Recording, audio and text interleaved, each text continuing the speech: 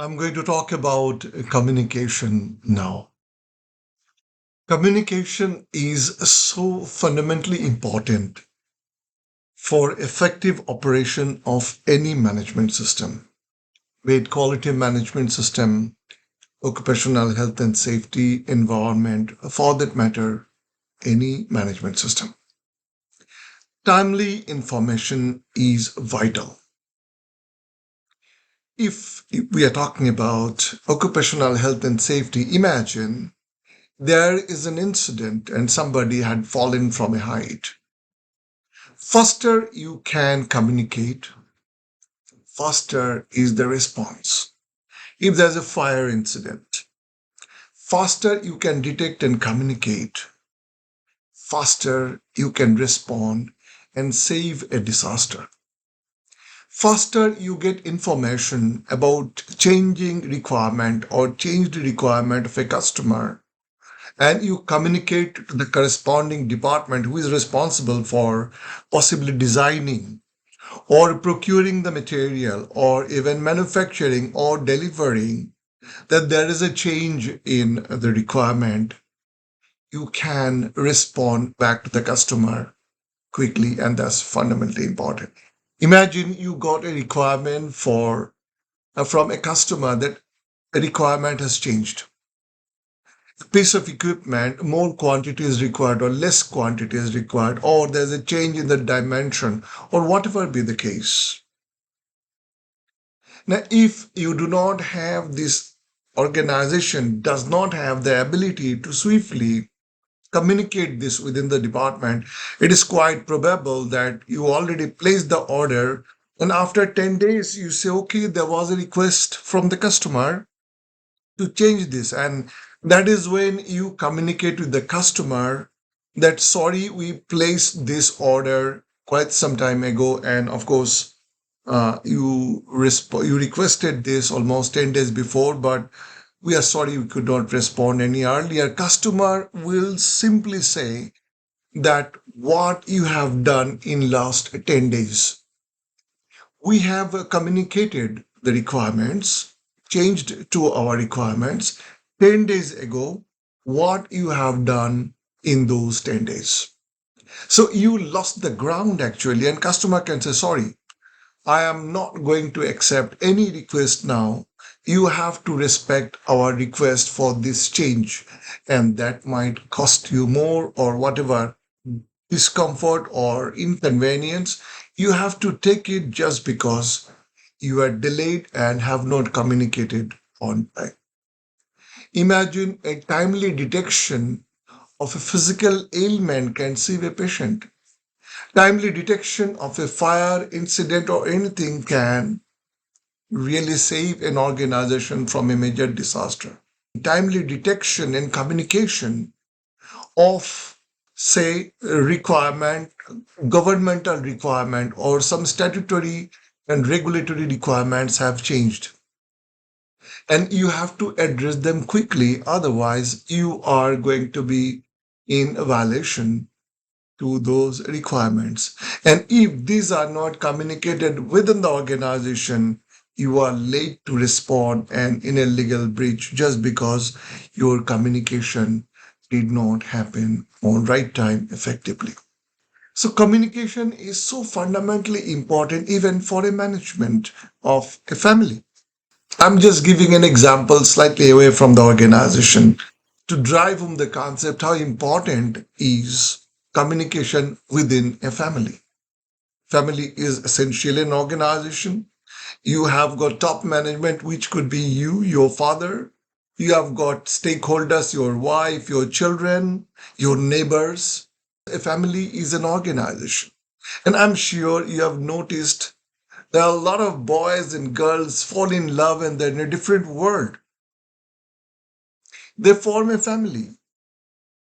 Over a period of time, sometimes disaster happens and the marriage ends up in a divorce. What happened in their mind when they were in the moon to a situation where they're separating? Maybe the communication was not done well.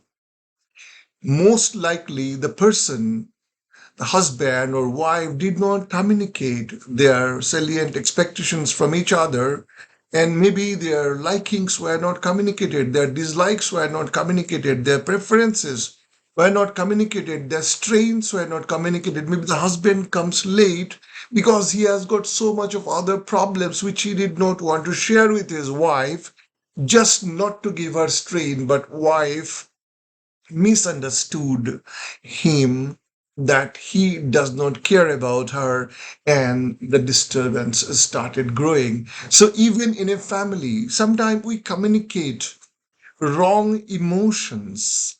For example, when we are trying to communicate sadness, we are communicating anger, and our poor selection of words can bring significant strain and stress at home. Sometimes communication could be non-verbal. For example, you give a tight hug to your kids. You don't have to say that, oh, I love you so much, and come, I give a hug. You don't have to possibly say this. A silent hug, tight hug, is communicating a lot of love.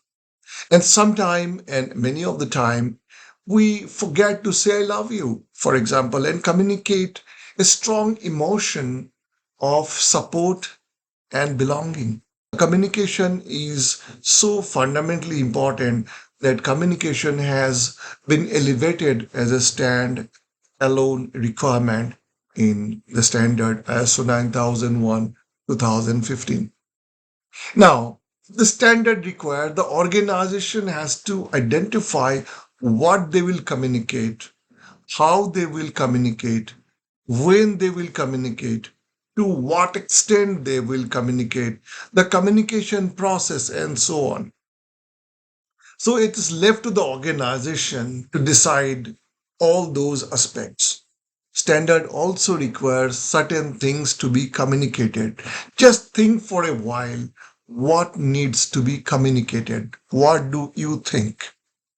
I give you 10 seconds time for you to think what you feel should be communicated within an organization. And that's exactly what you are going to ask to an organization when you are auditing them.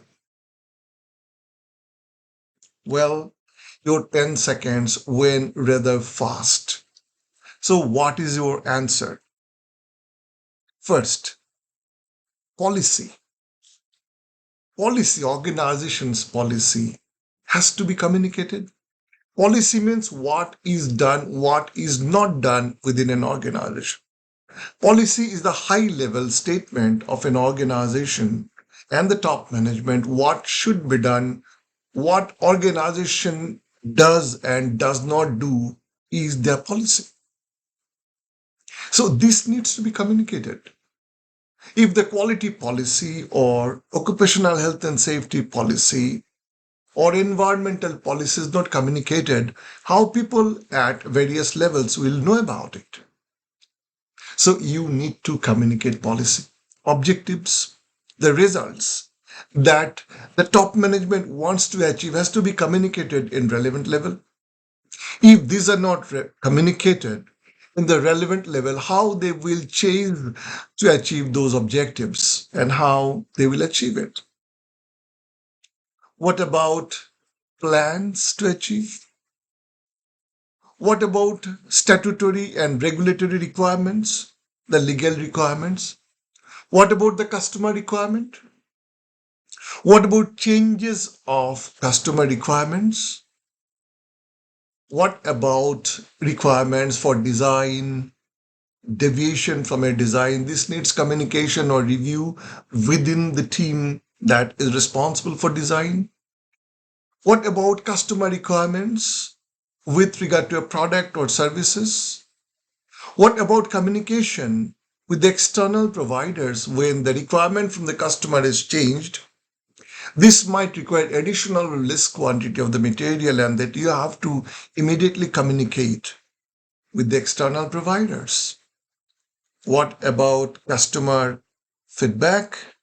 What about customers' perception? What about internal audit results? What about non-conformity with product and service requirements? That certain things have gone wrong, a defect has been produced that should not be passed on to the customer, that has to be communicated within the organization, relevant functions within the organization, so that this does not go to the customer by mistake. If some product has gone, for example, to the customer when the equipment that was used was faulty, so because of the faulty equipment, the results were unreliable, maybe faulty. So a wrong item might have been accepted, or an acceptable item still is under hold within the organization. Imagine a wrong item has gone to the customer just because the instrument that was used for the inspection or monitoring or verification is found to be faulty. So you need to quickly, contact them and bring them back possibly, or talk to the customer. What about defective food products? For example, food industry. You found there is a microbiological growth and there is some critical control point violated, threatening the mass health of the people. Medicine industry, pharmaceutical industry. Some product has gone to the distributor, and from them it has gone to different shelves of thousands and lakhs of the medicine shops, and they are going to sell it, and people without knowing can buy it and consume it, and they take it for their treatment, and they may be badly affected. So you need to communicate and possibly recall those products. So communications are so fundamentally important. Of course, internal audit results.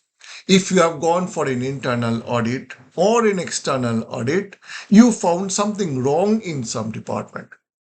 You don't have to tell everybody in the world that there was a problem, but the concerned person need to know what has gone wrong and what was the requirement and what they have not done with clarity, so that they can take corrective measures to make sure these kind of problems do not happen. Now, if there is a complaint and grievance coming from a customer, from a stakeholder, that needs communication within the organization. So, like that, look at the whole standard. Many places, standard requires an effective communication. And that will make an organization, a better organization, prepared to take things under control with lightning speed. That's what is required to be done. So, you as an auditor would ask, what is the process of your communication? What you communicate, how you communicate? For example, there was a non-conformity. How do you communicate and how effective is the communication? And by doing so, you do an effective audit on the communication process. Remember, communication is not throwing information. Communication is giving information and making sure this is well received and understood. Sometimes communication does not become effective because the channel of communication is not the right one, or the method of communication is not effective. So, how do you communicate? The communication can be by phone, can be verbal communication, can be written communication, can be display on the wall, can be whatever way, can be a bulletin placed within the organization's all important places. It could be an information available within the organization's websites, for example. So you have to find internal meetings, management review meetings, periodic meetings, group meetings, sometimes safety communications, safety observation and conversation, they call it SOC, is done at every level. You can have toolbox talks at the operating level when you are communicating the hazards and risks and the preparedness they should have at all times to avoid an incident or accidents from happening. And if something goes wrong, how they mitigate it and communicate it with the higher level immediately and escalate to different level, so that these emergencies are controlled before they blow up out of proportion. So communication method is to be also assessed. This all can come in something called so-called communication plan, and you need to assess that this communication happens within an organization effectively. I hope I could drive home the concept, and it's very, very clear. It is quite simple, but very important element of the management system. Thank you so much.